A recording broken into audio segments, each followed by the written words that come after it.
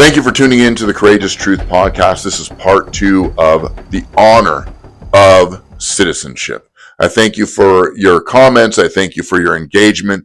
Continue to like and subscribe, hit the notification bell so you'll hear when future episodes drop. It is so important that this platform be built on what you're thinking and what's on your heart. That's why comments are so important. When you comment what you think and what you comment, what you're processing in your mind and in your heart and through your daily lives around topics such as the honor of citizenship, it helps me know the direction to take this platform. So thank you for your engagement. Enjoy this episode. There are policies and due process and procedure. Like you have due process, there's due process to become a citizen. And we have to understand that. If you're born in the United States, that is problematic. We're going to talk about it here in a second. Now, if you were born abroad to U.S. citizen parents, you are a citizen at birth if at least one parent was a U.S. citizen at the time of your birth. So if you're born in Germany and you have a parent that's a lawful U.S. citizen, you would be a U.S. citizen. And that parent met U.S. residency requirements before your birth. In other words, they were a citizen and they were a legal citizen, not a resident. There's a difference between a resident and a citizen. If your parent was a legal citizen, a lawful citizen, and had residency requirements, legal residency requirements that they met, you would be a U.S. citizen. Now, naturalization and that whole citizenship, birthright citizenship gets really, really dicey. We'll talk about that in a second. But citizenship by naturalization, this is important. For people not born as citizens, they can become citizens through naturalization.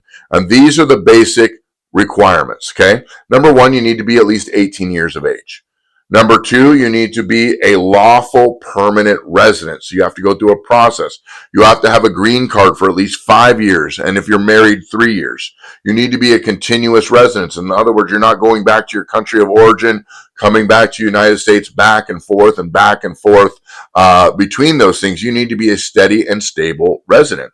You need to be physically present in the United States. Okay, so if you have a green card, you can't get a green card and then spend all your time in Amsterdam or in Finland. I know Amsterdam's a city, but in Finland, okay?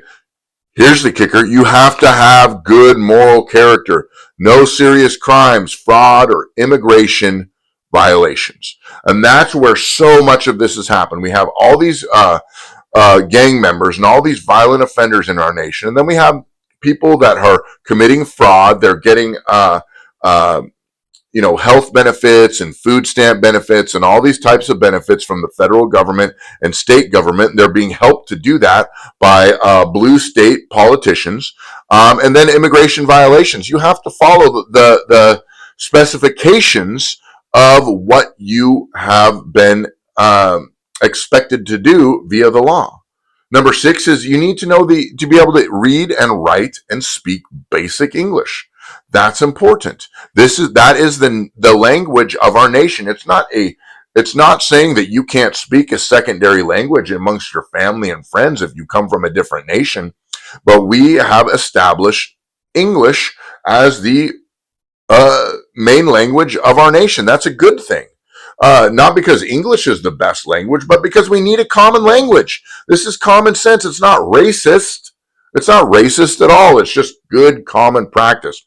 To ensure domestic tranquility, we need to speak the same language. We need to acknowledge the U.S. government, understand, and pass a civics test. And here's the final thing. This is the whole deal. If you want to be a U.S. citizen, according to these birthright or the Immigration and Nationality Act, the INA of U.S. immigration, their laws, you need to have an oath of allegiance. You must swear loyalty to the United States and renounce allegiance to other nations. So we see all these people with all these flags of other nations, Mexican flags, Palestinian flags, Ukrainian flags, all these other things. The United States, if you want to be a citizen, you want to be naturalized in the United States, You have to swear allegiance to the United States. You can't have allegiance to another nation. This needs to be your nation that you are pledging allegiance to. Now, I'm going to read a couple of the U.S. Immigration and Nationality Act laws that specifically cover citizenship and naturalization. These are key statutory sections of the INA 8 USC that govern how someone becomes or is recognized as a U.S. citizen. Okay, INA 803 defines who is a U.S. citizen at birth, including born in the U.S. or territories, born abroad to U.S. citizen parents meeting residency requirements. Here's the problem with birthright citizenship. If a woman comes across the border and they have their baby here and that baby becomes a citizen, well, the mother is not. So now what do? Do you understand the issues? It's not personal. It's not racist. It's not being uncompassionate. It's just, what do we do now?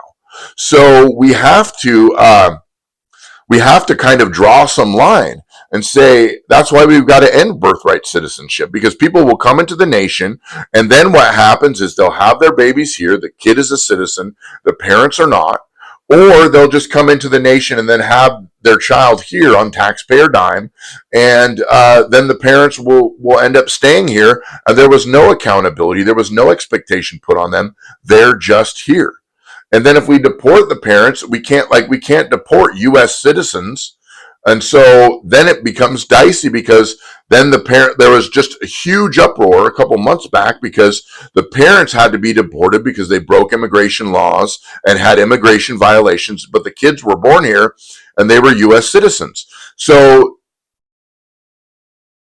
the left says, oh, they're deporting U.S. citizens, blasts us all throughout the media, but they don't understand the fact that these children had to stay with their parents because they want to keep the family together, even though the parents are being deported back to their country because they're not lawful U.S. citizens.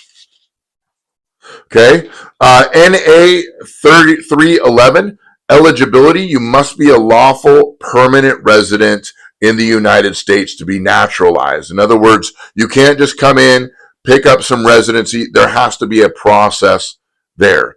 INA 312, English and language and civic requirements. In other words, you have to understand the Constitution. You have to understand how America runs. We can't just bring people in there with no expectation or accountability. It's terrible. INA 314, conditional citizenship for members of armed forces in certain areas. So if you're serving in the military or maybe of another country, whatever this requires, there is conditional citizenship for you. If you're a part of some sort of armed forces, maybe you come here from another nation and you're serving here, partnering with the United States military, and you will get certain conditional citizenship so that you can move around and operate because you're here for a little bit higher of importance than someone who just, kind of snuck in. It is important that we define what a citizen is. Now, the problem with allowing birthright citizenship, which I talked about, is number one, it will be abused.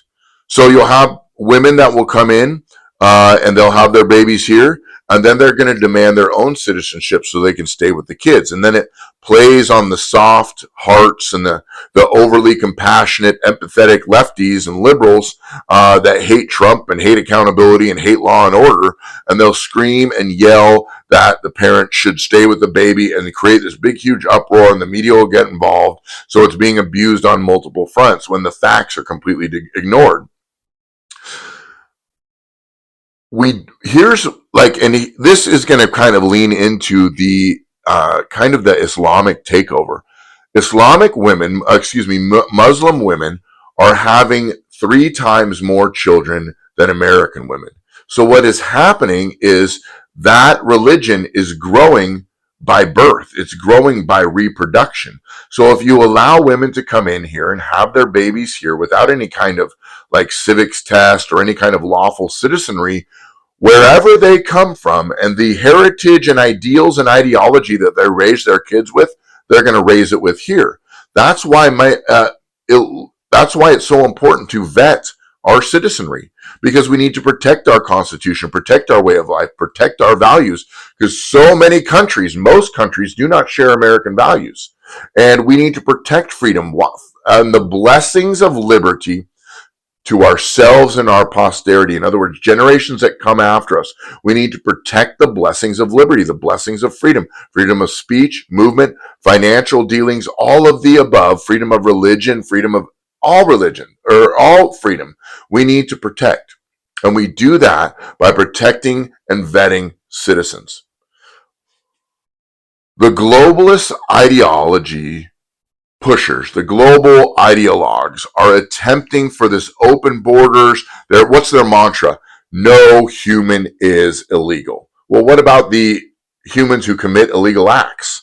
We're not saying humans are illegal. This isn't an anti-humanistic thing. What we are saying is that there are laws, and if you break them, breaking the law is an illegal act, and there should be accountability and punishment for that. In this case, we're going to deport you back to your nation. And we're not even going to charge you for it. Okay? You need to swear allegiance to the United States and not to your country of origin. And you need to go through a process in order to do that. But the global ideologues, what they want to do is they're pushing for a one world government. They're pushing for open borders. And they're using this guise of empathy, and they're using this guise of no citizen is illegal, and they're using really Antifa type organizations and socialist type organizations and no kings movements to bring people together around these mantras so they can push their globalist agenda. They want to infiltrate America so they can, and invade America so they can destroy it and crumble its fabric and ideology from within. And once they destroy America, once they invade America and wipe out the American way of life, they're free to run rampant around the world with no accountability. America is the beacon of freedom and hope and justice and liberty throughout the world. Why does citizenship matter? Why is it so important in the first place? We've listed a lot of reasons why it's important, but why? Let's kind of narrow this down. Let's get specific on why citizenship is important and why everyone living in the United States must be a citizen. Number one is it protects our American way of life. If we allow anybody to come in unchecked, what's going to happen is there's going to be a clash of cultures, a clash of values, a clash of way of life. And if we create this protected class of immigrants, then the American way of life, American values, American ideology becomes secondary. And we lose our voice. And what happens is there is a growing cultural takeover throughout the citizenry. We see it in Minnesota. What's happening in Dearborn, Michigan? What's happening in Dearborn, Michigan? What's going to be happening in New York? Okay, the American way of life is being overtaken and overthrown. And we're too foolish to realize that this is happening. Creates accountability and expectations. People hate accountability. People hate expectations. People hate anything that has to do with law, orders, rules, and regulations. That we would be so prideful to believe that we don't need expectations or parameters around our behaviors or way of thinking. Boundaries are important because it keeps us protected. It keeps us all moving in the same direction. It keeps what is most important, pure, and holy and righteous in our lives inside the correct parameters and correctly defined. You see pride parades all over the place. And what has happened because of pride parades is we see perversion, we see indecency, we see unwholesomeness beginning to run rampant and to be celebrated throughout the culture. People say, oh, it's just an expression. No, it's a surrender and a destruction of boundaries and parameters around what's good, right, and wholesome in our culture. Keeps the blessings of liberty sacred. Freedom is sacred. Freedom is valuable. Freedom is important. And when American citizens understand that, because we don't teach civics in school anymore for this very reason, People who come in from other countries and gain citizenship know far more about civics than the average American citizen because they're not really taught it in school. That needs to change. That's a whole other thing. But freedom is valuable. Freedom is important. Freedom is sacred, and it must keep that protected. And there's blessings because of it. We're allowed to have as many kids as we want. We're allowed to do what we want on our land. We're allowed to think and speak and do and be and move freely throughout our nation. And those are things we take for granted. There's blessings of liberty. There's health on liberty. There is peace in your spirit and your soul from liberty. Also, citizenship matters because it keeps America a beacon and sanctuary of freedom and protection for the world. We have taken many immigrants over the years, many immigrants over the decades that are fleeing genocide, that are fleeing violence, that are refugees. We take them in. The problem is we take them in and we don't hold them to an American standard. We let them keep the standard of the nation that they came from, that they were fleeing from. And they don't know any better, but we don't hold them to that standard. It's not their fault, it's our fault for not teaching the American way of life. We take them in, we protect them, but we've got to train them and equip them and instruct them on the American way of life. America is looked at as a beacon of freedom. Who hates America? People who hate freedom, people who hate choice, people who hate liberty. It honors those who fought for our nation. When we keep citizenry as an expectation and a parameter and a boundary around anyone who lives here, and it's a constant citizenship honors those who fought for our nation. Because if you're a citizen, you will understand. If you're a well-informed citizen and a well-equipped citizen, you will understand how many young men gave their life for the freedom of our nation in the Revolutionary War, in the Cold War, in the Civil War, in World War I, World War II, Vietnam War, Korean War. How many sons and daughters of America died to ensure that we have freedom? Were the politicians behind it all corrupt? Of course they were. But in the heart of the Americans who gave their life to die for the ideology and belief that they held was most sacred and most important, we honor them. We honor them. Finally, we need to make sure, and this is so important, we the people decide what is citizenship and what is not, who receives citizenship and who is not. The last thing we need is activist judges making these decisions. The Constitution says we the people, in order to form a more perfect union. Judges don't establish the union. Okay, politicians, bureaucrats, they don't establish the union. We, the people, establish the union. They come in and they divide us ideologically so that they become the ones that we turn to for representation because we can't represent ourselves against the people we're divided from. Okay, it's so important that we establish what citizenry is. We've got to quit trusting our politicians. I voted for Donald Trump. Do not trust the guy. As soon as he stepped into office, I don't trust him. I like a lot of what he's doing. I like some of the things of what he's doing, but there's things that I don't trust. There's things that I don't like, and that is exactly how it should be. As a citizen, he serves me to do what is in the best interest of ensuring the blessings of liberty to myself and my posterity. And when he doesn't do that, I'm on the phone to his office, calling him or his people or my congressman, whoever, to course correct what he's doing. I'll do that with every president, every congressman, every governing official, as we should. We, the people, decide. And in this instant, we, the people, need to decide who is a citizen and who is not. And we need to be vocal about it, but we need to understand it at the same time. So what is our action point? Where do we go from here? Number one is we have to get these things into our heart and be willing to stand up and fight for them. This is about we the people. Citizenship is about we the people. It's about American values that we must protect. when we adopt other cultures and other way of life. Now, there's times to celebrate them. There's time to celebrate other heritage, but now is not the time. See, what has happened is the education system and the ideologues and the bureaucrats have conditioned and trained the people to be embarrassed of American values, that we somehow came into a land and wiped out other cultures and other races to hold our race and our privilege up high. This is not the case. We're applying modern day thought and behavior to a conquest culture, a world conquest culture that happened back in the 1600s. Okay, life was different back then.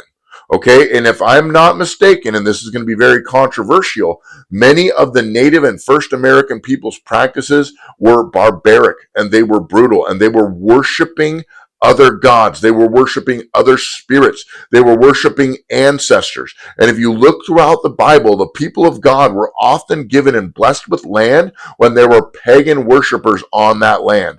Now, am I saying America is in biblical prophecy or anything? No. But what I am saying is this nation was founded so that we could be free to worship God. And when we got here, we wanted to work with and honor the First Nation people. And they're created. And of course, what happens is then we come in and governing officials and evil people came in and created all kinds of problems and war. And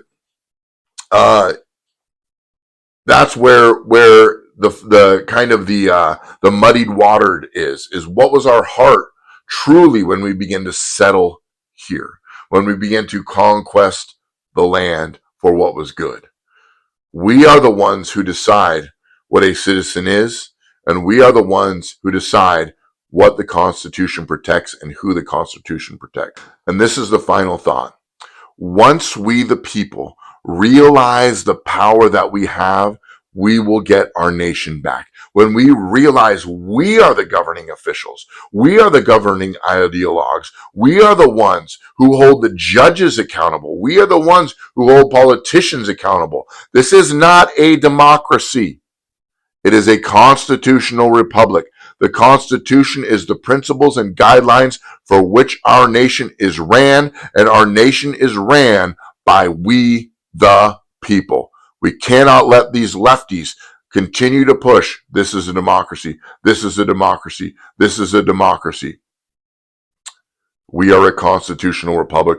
We can never forget that. We must protect our nation. We must hold value, citizenship, and citizenry. Let's hold those accountable. Let's support immigration policies, because when we support the current immigration policies, there's going to be a point where the deportation campaign is over. And we can start over, and then we can begin to put our energy into legal immigration. We have to think about the blessings of liberty to ourselves and our posterity. 50 years from now, these immigration policies and deportation campaigns will have massive benefit if we allow that to happen. We can no longer stand in the way of the blessings of liberty to ourselves and our posterity.